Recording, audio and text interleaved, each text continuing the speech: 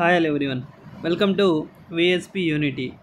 So మనం 9th క్లాస్కి సంబంధించిన క్వశ్చన్ పేపర్స్ని అప్లోడ్ చేయడం జరుగుతుంది కదా. సో అందులో భాగంగా రేపు మనకు తెలుగుకి సంబంధించిన ఎగ్జామ్ ఉంది. 9th క్లాస్ తెలుగుకి సంబంధించిన ఎగ్జామ్ ఉంది. సో మనకి ఇక్కడ క్వశ్చన్ పేపర్ ఉంది ఒకటి, చూడండి.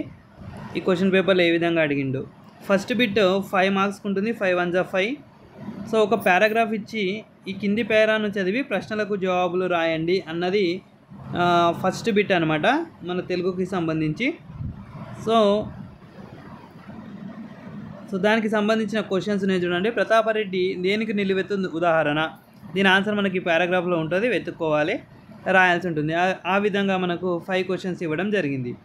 సెకండ్ బిట్లో ఏమొస్తుంది సార్ అంటే, కింది పద్యాలలో ఏదైనా ఒక దానిని పూరించి భావం రాయండి అని అడిగిండు. అంటే 2 పద్యాలు ఇచ్చిండు, వాటికి భావాలు రాయమన్నాడు. అంటే ముందు పద్యం మొత్తం కంప్లీట్గా రాసి దానికి భావం కూడా రాయాల్సి ఉంటుంది.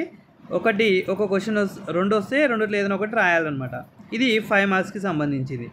నెక్స్ట్ బిట్ వచ్చేసి, కింది గద్యాన్ని చదివి అర్థవంతమైన 5 ప్రశ్నలు తయారు చేయండి. ఇంతకుముందు ఇచ్చిన ఈ పారాగ్రాఫ్ అనేది తెలియని పారాగ్రాఫ్ ఉంటుంది, ఇది తెలిసిన పారాగ్రాఫ్ ఉంటుంది గద్యంలో. అంటే ఉపవాచకంకి సంబంధించి ఇక్కడ ఒక పారాగ్రాఫ్ ఇవ్వడం జరుగుతుంది. ఈ పారాగ్రాఫ్ని చదివి మనమే ఒక 5 ప్రశ్నలు తయారు చేయాలి. అంటే ఫర్ ఎగ్జాంపుల్ ఏ విధంగా అంటే చూడండి, తెలంగాణ సంస్కృతి సాంప్రదాయాలు, వైభవం, నాగరికత, గొప్పతనం మొదలైన వాటి గురించి తెలియజెప్పే ఆనవాళ్ళు మనకు తెలియనివి ఎన్నో తెలంగాణలో ఉన్నాయి.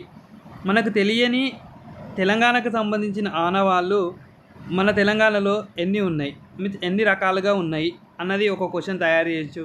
ఈ విధంగా మనం క్వశ్చన్స్ని తయారు చేసుకోవాలన్నమాట. ఒక 5 క్వశ్చన్ తయారు చేస్తే ఒక క్వశ్చన్కి 2 మార్క్స్ ఉంటాయి.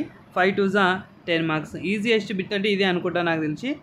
నెక్స్ట్ లాంగ్ ఆన్సర్కి సంబంధించి 40 మార్క్స్కి సంబంధించిన క్వశ్చన్ పేపర్ ఉంది. ఇక్కడ చూడండి.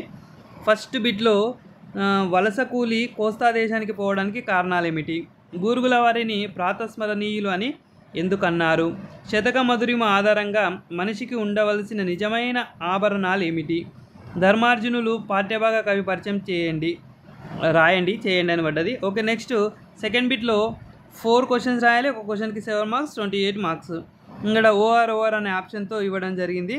నెక్స్ట్ సృజనాత్మకత ఒక క్వశ్చన్ ఇవ్వడం జరిగింది. సో ఇది మన క్వశ్చన్ పేపర్ ప్యాటర్న్ అనమాట. వీటితో పాటు మీకు తెలుసు కదా, పార్ట్ బి వస్తుంది. పార్ట్ బి మనకు 20 మార్క్స్ ఉంటుంది. ఇది మొత్తం 60 మార్క్స్, అది 20 marks. Thank you for watching.